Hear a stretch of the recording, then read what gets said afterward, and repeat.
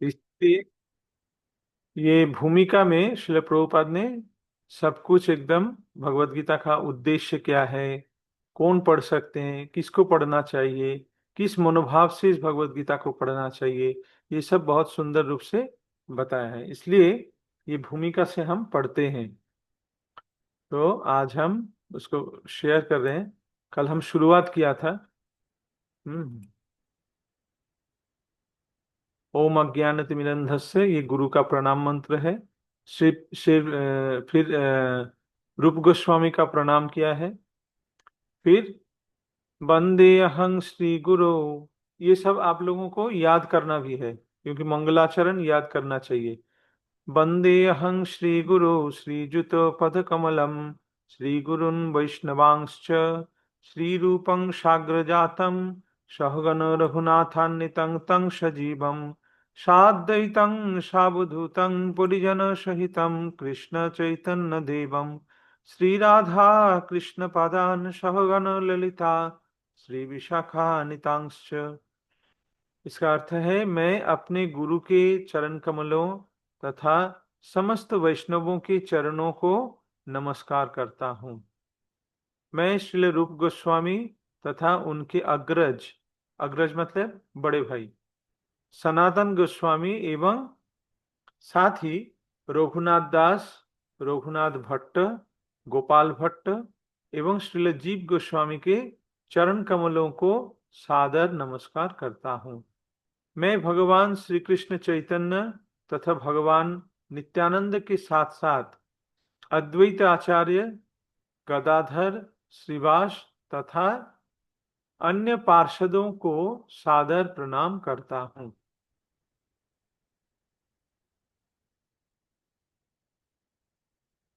मैं श्रीमती राधारानी तथा श्री कृष्ण को श्री ललिता तथा श्री विशाखा सही सखियों सहित सादर नमस्कार करता हूँ। तो ये सब चैतन्य महाप्रभु के सारे पार्षदों, भगवान श्री कृष्ण, राधा रानी और ललिता विशाखा आदि सखियों को प्रणाम किया है। हे कृष्णा करुणा सिंधो दीनबंधो जगतपते, गोपीश गोपिका कांत राधा कांत नमस्तुते। ये भगवान श्री कृष्ण का प्रणाम मंत्र है। हे कृष्ण, आप दुखियों के सखा तथा सृष्टि के उद्गम है। आप गोपियों के स्वामी तथा राधा रानी के प्रेमी हैं। मैं आपको सादर प्रणाम करता हूँ। तप्त कांचन गौरांगी राधे वृंदावनेश्वरी, वृषभानुसुते देवी प्रणमामि हरिप्रिये। ये राधा रानी का प्रणाम मंत्र है। ये प्रणाम मंत्र हमें अवश्य कंठस्थ करना ही है। मैं उन राधा रानी को प्रणाम करता हूँ जिनकी शारीरिक कांति पिघले सोने के सदृश है, जो वृंदावन की महारानी है। आप राजा वृषभानु की पुत्री हैं और भगवान श्री कृष्ण के अत्यंत प्रिय हैं। तप्त कांचन गौरंगी, पिघले हुए सोने की जैसा रंग है। फिर ये अगला जो यह है श्लोक है, ये है वैष्णवों का प्रणाम। वाञ्छाकल्पतरुभ्यश्च कृपा सिन्धुभ्यैव च पतितानां पावनेभ्यो वैष्णवेभ्यो नमो नमः। मैं भगवान के समस्त वैष्णव भक्तों को सादर नमस्कार करता हूँ। मैं कल्प वृक्ष के समान सबों की इच्छाएं पूर्ण करने में, अच्छा, वे कल्प वृक्ष के समान सबों की इच्छाएं पूर्ण करने में समर्थ है तथा पतित जीवात्माओं के प्रति अत्यंत दयालु है। भगवान से भी भगवान के भक्त जो वैष्णव है वो और भी ज्यादा दयालु है। भगवान करुणा सिंधु, भगवान करुणा की सिंध सागर है, लेकिन वांछा कल्पतरुभ्यश्च, जो वैष्णव है वो पतितानां पावनभ्य, जो पतित है वो पतित जीवात्माओं को उद्धार करने वाले हैं। फिर यह अगला श्लोक, इसको कहते हैं पंच तत्व मंत्र, अर्थात चैतन्य महाप्रभु, नित्यानंद प्रभु और उनके सारे पार्षदों को प्रणाम। श्री कृष्ण चैतन्य प्रभु नित्यानंद, श्री अद्वैत गदाधर श्रीवासादि गौर भक्त वृंद। मैं श्री कृष्ण चैतन्य प्रभु नित्यानंद, श्री अद्वैत गदाधर श्रीवास आदि समस्त भक्तों को सादर प्रणाम करता हूँ। फिर आता है हरे कृष्ण महामंत्र। हरे कृष्णा कृष्णा कृष्णा हरे हरे, हरे राम राम राम हरे हरे। भगवत गीता को गीतोपनिषद भी कहा जाता है। अच्छा, यहाँ से आ, मुकेश प्रभु पढ़िए।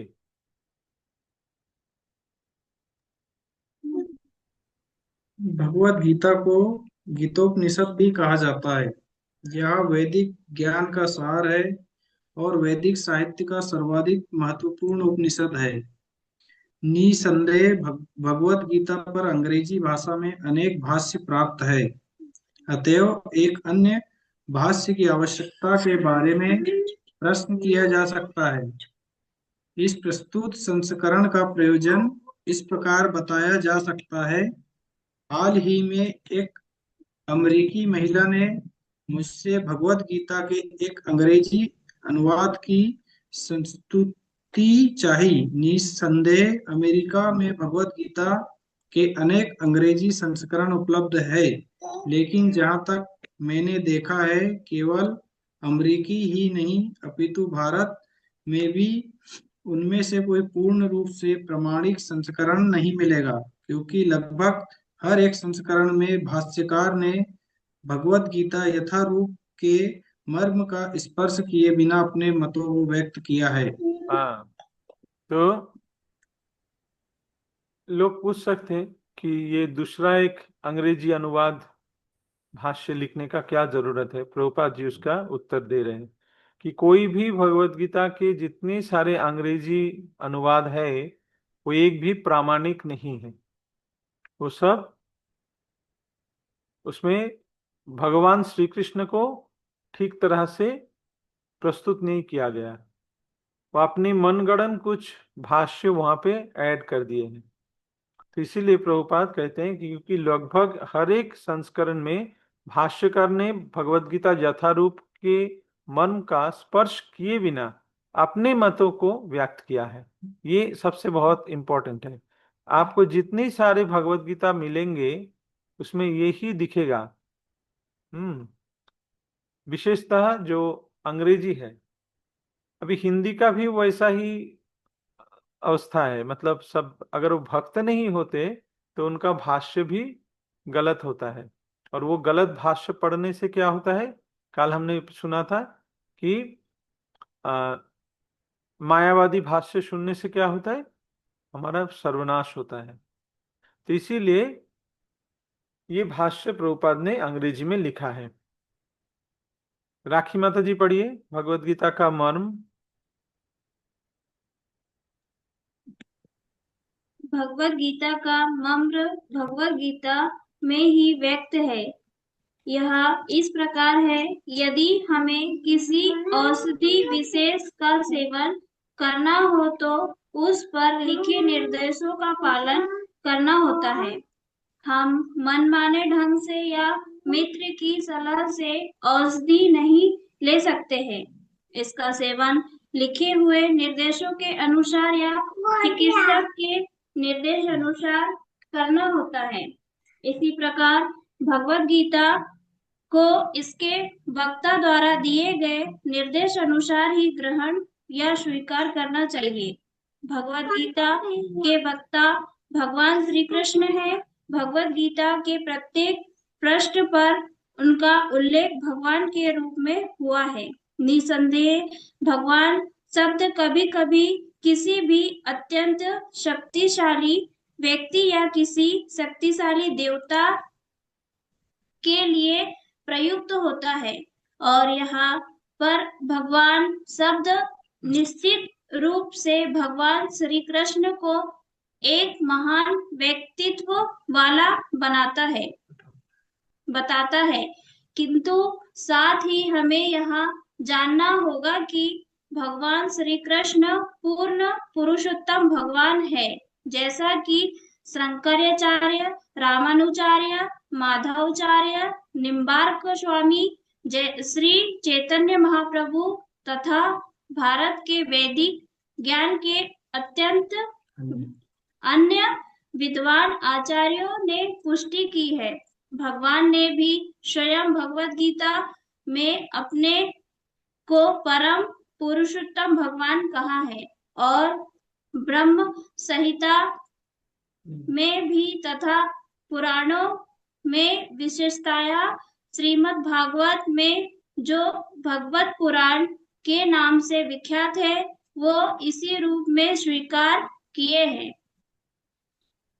कृष्ण तो भगवान स्वयं अतएव भगवत गीता हमें भगवान ने जैसे बताई है वैसे ही स्वीकार करनी चाहिए। हाँ, तो इसका अर्थ समझ में आया कि पहले तो है क्या कि भगवत गीता को इसके वक्ता द्वारा दिए गए निर्देशानुसार ही ग्रहण या स्वीकार करना चाहिए। ये सबसे इंपॉर्टेंट है। जिसने ग्रंथ लिखा है, उन्होंने जिस उद्देश्य से लिखा है वो हमें समझना चाहिए, ना तो कि हम हमारी मनमानी ढंग से उसको समझ लेंगे। अगर हम समझेंगे तो वो गलत होगा। तो जो वक्ता है उनकी मनोभाव क्या है वो हमें समझना चाहिए। भगवत गीता के वक्ता भगवान श्री कृष्ण है। हाँ, भगवत गीता के प्रत्येक पृष्ठा में उनका उल्लेख भगवान के रूप में हुआ है। जैसे यहाँ पे एक सुंदर उदाहरण दिया गया है कि हम मनमानी ढंग से या मित्र की सलाह से औषधि नहीं ले सकते हैं। इसका सेवन लिखे हुए निर्देशों के अनुसार या चिकित्सक के आदेश अनुसार करना होता है। अगर आपका बीमारी होता है तो अगर आप ऐसे कुछ दवाई खरीद लोगे, कोई भी कुछ कह दिया कि ये दवाई ले लीजिए, और आपने वो दवाई खरीद के खाना शुरू करेंगे, तो क्या आपका बीमारी ठीक होगा? नहीं ठीक होगा। दो तरह से उसको ले सकते हैं। एक तो जो चिकित्सक है उन्होंने जो प्रेस्क्रिप्शन दिया है, उस प्रेस्क्रिप्शन के अनुसार वो दवाई उस डोज पे लेना पड़ेगा जो उन्होंने लिखा है। और लेबल में भी लिखा रहता है इस मेडिसिन को इतने बार लेना चाहिए, इतना एमएल लेना चाहिए। हाँ।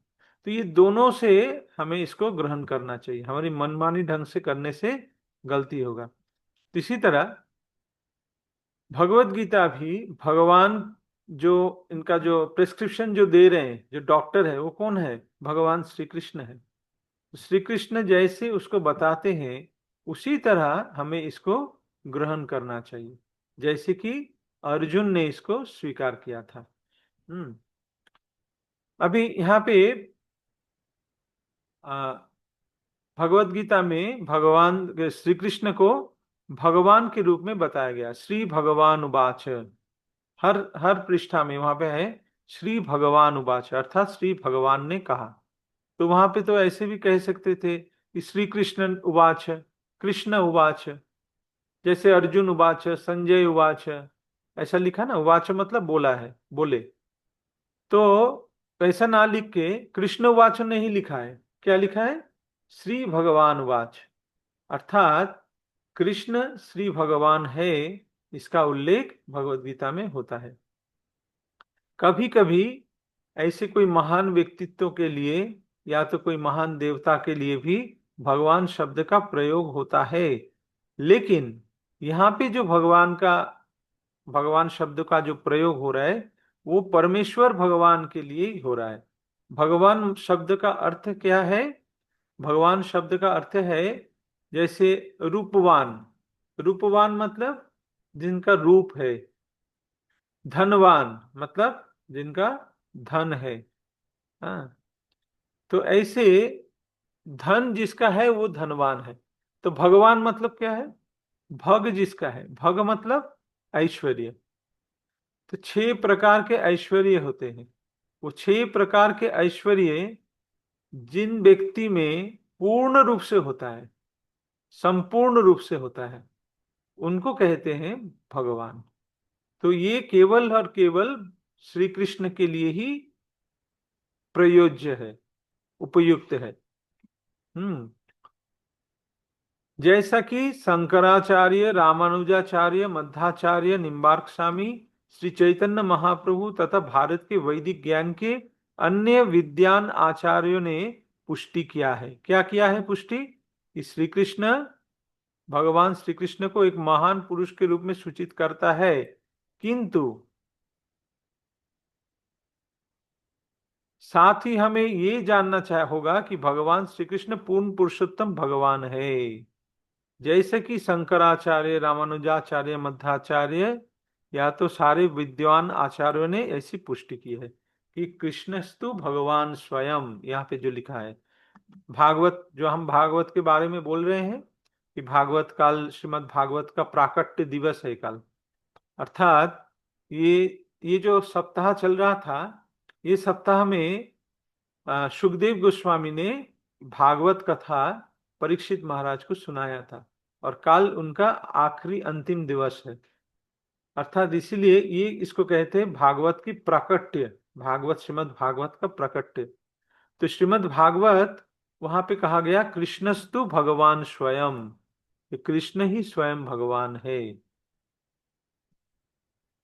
इसको भागवत महापुराण भी कहते हैं। अतः भगवत गीता में भगवान ने जैसे बताए हैं वैसा ही स्वीकार करना चाहिए। हमें अपने मनमानी ढंग से कुछ व्याख्या नहीं करना चाहिए।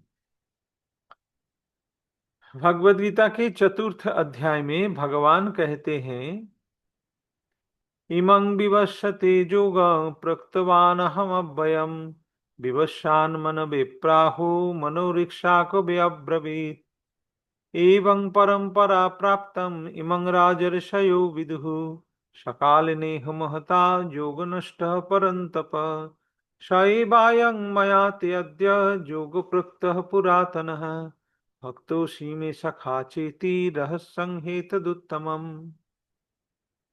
हाँ, यहाँ पर भगवान अर्जुन को सूचित करते हैं कि भगवत गीता की ये योग पद्धति सर्वप्रथम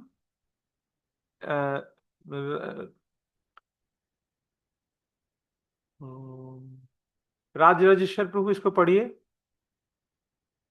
यहाँ पर भगवान अर्जुन को, यहाँ पर भगवान अर्जुन, नहीं नहीं नहीं नहीं हुआ, 1 मिनट, अनम्यूट करिए।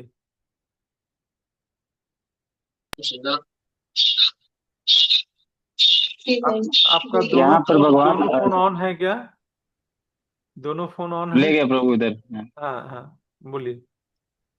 यहाँ पर भगवान अर्जुन को सूचित करते हैं कि भागवत गीता की यह योग पद्धति सर्वप्रथम सूर्य देव को बताई गई। सूर्य देव ने इसे मनु को बताया और मनु ने इसे इक्ष्वाकु को बताया। इस प्रकार गुरु परंपरा द्वारा यह योग पद्धति एवं वक्ता से दूसरे वक्ता तक पहुंचती रही, लेकिन कालांतर में यह छिन्न भिन्न हो गई। फलस्वरूप भगवान को इसे फिर से बताना पड़ रहा है। इस बार अर्जुन को कुरुक्षेत्र के युद्ध स्थल में वे हाँ अर्जुन से कहते हैं कि मैं तुम्हें यह परम रहस्य इसलिए प्रदान कर रहा हूँ क्योंकि तुम मेरे भक्त तथा मित्र हो। आगे पढ़ो गुरु।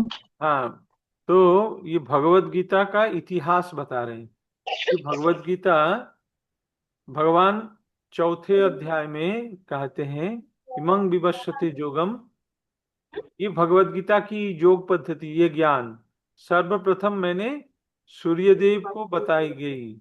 मैंने सूर्यदेव को बताया था सृष्टि के आदि में। सूर्यदेव ने इसे मनु को बताया,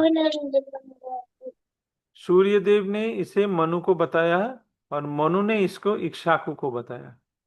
इस प्रकार गुरु परंपरा, यह योग पद्धति एक वक्ता से दूसरे वक्ता तक पहुंचती रही, गुरु परंपरा की धारा में चलती रही। लेकिन कालांतर में समय, बहुत समय बीतने के बाद ये धारा छिन्न भिन्न हो गई। फलस्वरूप क्या हुआ?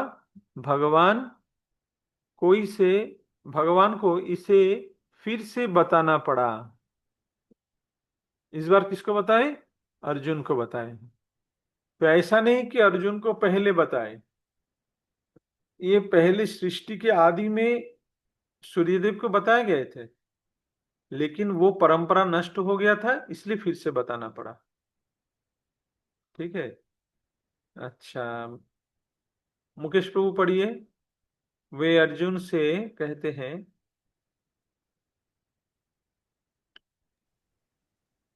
वे अर्जुन से कहते हैं कि मैं तुम्हें यह परम रहस्य इसलिए प्रदान कर रहा हूँ क्योंकि तुम मेरे भक्त तथा मित्र हो। इसका तात्पर्य यह है कि भगवत गीता ऐसा ग्रंथ है जो विशेष रूप से भगवत भक्त के लिए है, भगवत भक्त के निमित्त है। आत्मवादियों की तीन श्रेणियां हैं, अध्यात्मवादियों की तीन श्रेणियां हैं, ज्ञानी, योगी तथा भक्त। या कि निर्वेश निर्वेशवादी, निर्विशेषवादी, ध्यानी और भक्त। निर्विशेषवादी। निर्विशेषवादी, ध्यानी और भक्त। यहाँ पर भगवान अर्जुन से स्पष्ट कहते हैं कि वे उसे इस नवीन परंपरा, गुरु परंपरा का प्रथम पात्र बना रहे हैं, क्योंकि प्राचीन परंपरा खंडित हो गई थी। अतएव यह भगवान की इच्छा थी कि सूर्य देव से चली आ रही विचारधारा की दिशा में ही अन्य परंपरा स्थापित की जाए, और उनकी यह इच्छा थी कि उनकी शिक्षा का वितरण अर्जुन द्वारा नए सिरे से हो। वे हाँ चाहते थे कि अर्जुन भगवत गीता ज्ञान का प्रमाणिक विद्वान बने। अतएव हम देखते हैं कि भगवत गीता का उपदेश अर्जुन को विशेष रूप से दिया गया, क्योंकि अर्जुन भगवान का भक्त, प्रत्यक्ष शिष्य तथा घनिष्ठ मित्र था। अतएव जिस व्यक्ति में अर्जुन जैसे गुण पाए जाते हैं वह भगवत गीता को सबसे अच्छी तरह समझ सकता है। कहने का तात्पर्य यह है कि भक्त को भगवान से प्रत्यक्ष रूप से संबंधित होना चाहिए। जो ही कोई भगवान का भक्त बन जाता है त्यो ही उसका सीधा संबंध भगवान से हो जाता है। यह एक अत्यंत विशद विषय है, लेकिन संक्षेप में यह बताया जा सकता है कि भक्त तथा भगवान के मध्य 5 प्रकार का संबंध हो सकता है। हाँ, बस।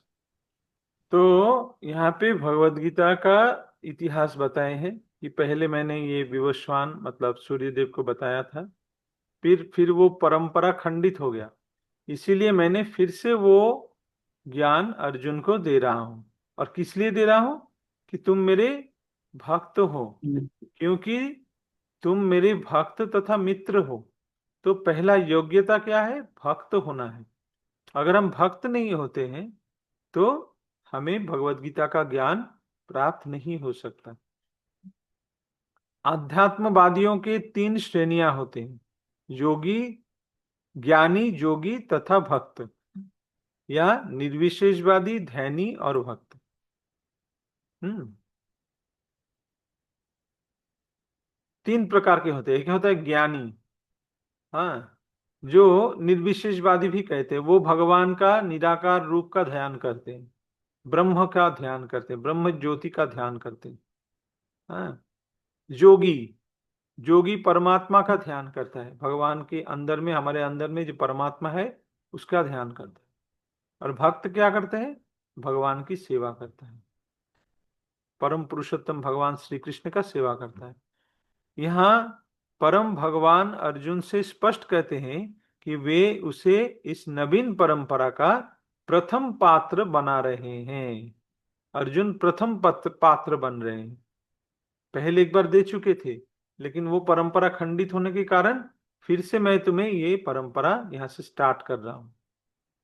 हम्म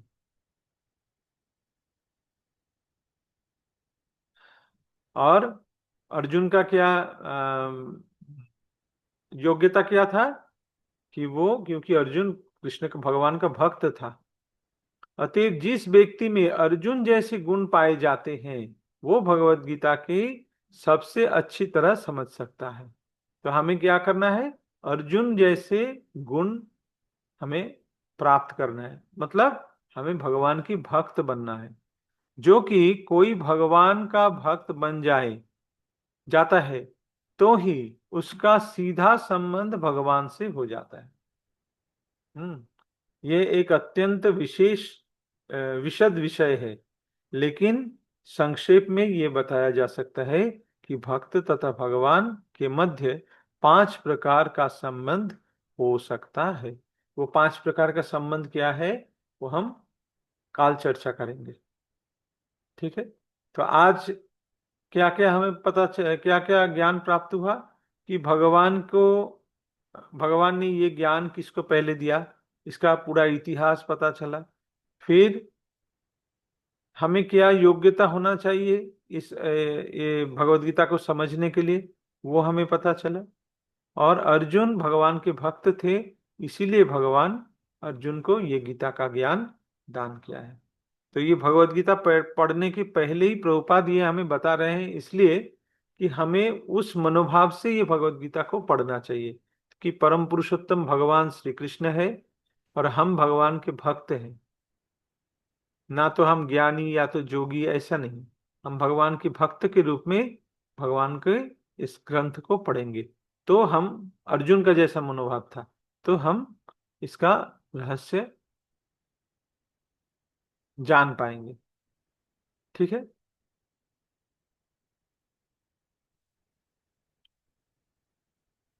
हरे कृष्ण।